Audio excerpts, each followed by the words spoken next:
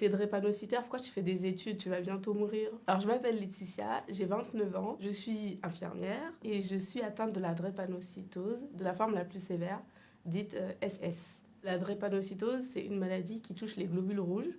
Donc, elle est génétique, donc ça se transmet des parents à l'enfant. Et en fait, ces globules rouges, quand ils passent dans les petits vaisseaux, ils se bloquent parce qu'ils ont perdu leur capacité à se déformer. Et ça crée comme un bouchon. Et ça, on appelle ça dans le jargon médical une crise vaso-occlusive. Mais en fait, c'est une crise hyper douloureuse. Cette maladie, on l'appelle la maladie de la douleur. Parce que le premier symptôme, c'est vraiment la douleur. On a tout le temps mal, on vit dans la douleur. T'as l'impression qu'on te poignarde à l'infini, qu'on est en train de casser tes os, de déchirer ta peau. Des fois, tu te sens mourir, tu te sens partir. Donc en fait, t'es là, tu pleures, tu te roules par terre, t'as l'impression d'être en feu.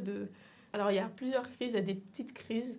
Donc pour ça, on a des antalgiques à la maison. Si ça va pas, c'est l'hôpital direct, donc c'est les urgences. Parfois, je suis obligée de faire des transfusions parce que quand on fait une crise, on perd encore des globules rouges. J'en ai déjà 1 an et demi de base et en plus on perd encore.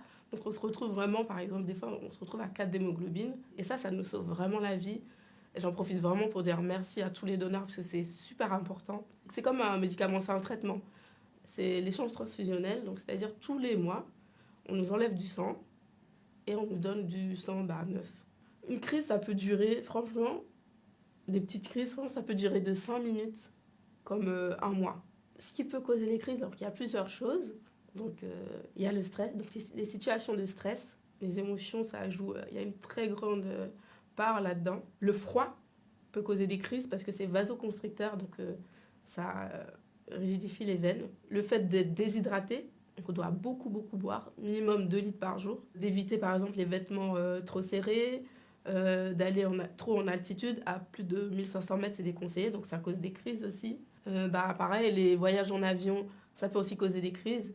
Donc il faut bien préparer son voyage. Le quotidien d'une personne qui vit avec la drépanocytose, c'est déjà le quotidien d'une personne qui a un handicap invisible. Et ça, c'est très dur parce qu'on nous prend déjà pour des menteurs. Quand on va à l'hôpital, malheureusement, c'est pas tout le personnel médical qui connaît cette maladie. Pour eux, on vient juste pour avoir de la morphine. Et des fois, on nous laisse là dans un box à pourrir pendant des heures. Je me suis déjà fait virer dans des hôpitaux. Déjà, c'est illégal. J'arrive, je fais une crise.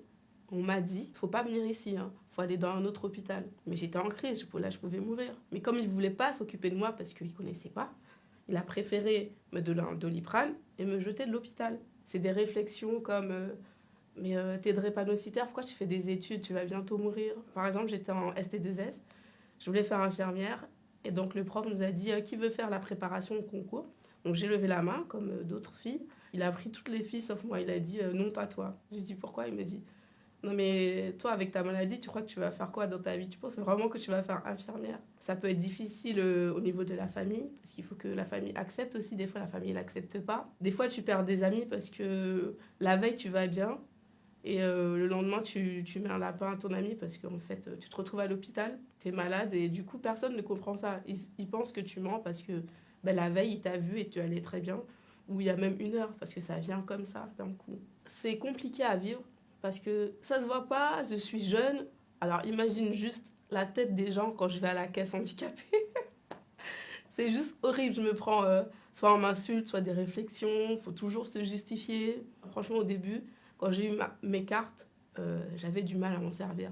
Je mettais au moins une demi-heure, j'étais là. J'y vais ou j'y vais pas à la caisse handicapée, j'y vais mais j'ai mal. La carte pour se stationner pareil sur la place, au début je le vivais très mal. Tout ça, c'est des choses que, oulala.